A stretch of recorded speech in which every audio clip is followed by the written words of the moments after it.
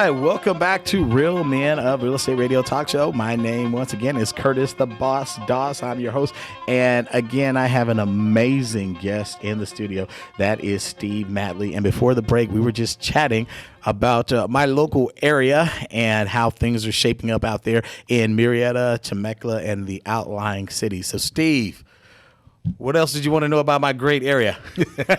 Let me say, I'm familiar with it because I did live there, but it's been a while since I moved away. I want to say it's been about 7 or 8 years since I moved back down to San Diego, which is where I come from before there. But I have a high affinity for the area because I raised my kids there. Oh, wow. And part of the reason I raised my kid there, it was such an awesome community, the schools and the parks and those kind of things. But it's changed since I left. It has changed. So there is now what I wish had been there when I had my kids there, and there's actually a community college there. Not one you drive to, not a trailer in the front of an old elementary school that was an outpost. It's an actual really nice building. Are you referring to Mount San Jacinto? San Jacinto College, and that's come into town.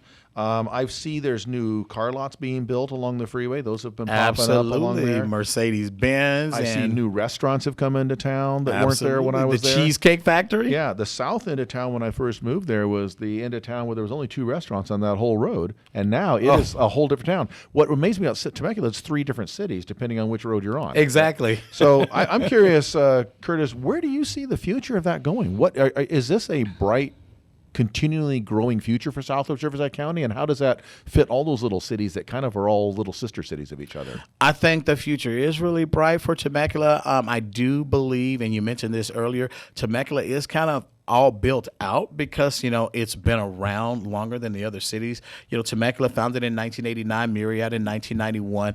I think more growth is happening in the city of Menifee, or as I affectionately called it, mini fees. I used to live there too, but there's a lot of special assessments and things. And that's an interesting city because they took over the old Sun City that was out there a long time ago. Yeah. But that's like a separate little town that's within Menifee, and then there's Menifee proper. Right. And then there's Menifee down in the south, which is, Exactly. And it is exploding out there. But, Temecula is always going to be a thriving area. I think that the city manager, who was a city manager for a long time, he's not the current city manager now, he retired, but that was Sean Nelson, master planned that city to the hilt. And so, when you look at the downtown area and you see like the parking structure and things like that, it's amazing.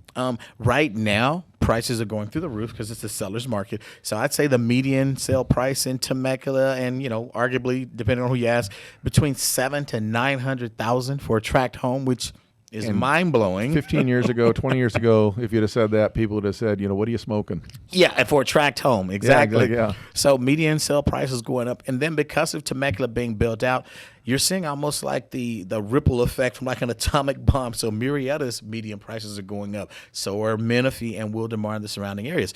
Also, Hemet and San Jacinto, they've got to start building out there. And so I've noticed an increase out there. There's been some good growth out there, too. Yeah, there's some good growth. retail out there because let me tell you what, we started working out in that valley, I want to say back in the back in the 90s, actually. Oh, okay. And it was pretty thin out there back then. There's a lot of stuff out there that makes it very livable now. Now, I will say, I can drive around there and point to you, I don't know how many dozen different communities that are out there that we were involved in. Oh, that's and awesome. a lot of others that we planned and never got built because the downturn came and we had sold it to someone else, but those are coming back online again. There's some major projects coming in out there, and they do have a freeway plan to come through there at some point too. I'd heard about that, and even a water park years ago.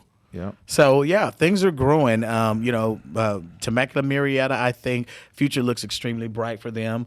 And like I said, for the outlying cities more because they aren't as built out. I think that we are going to experience somewhat of a leveling off, though, of the actual home prices because it can only keep going so high. See, and I thought that 3 years ago because I figured, okay, we maxed out compared to what the pay compensation rates are. And it kept going up. Yeah. So here's an interesting thing for you.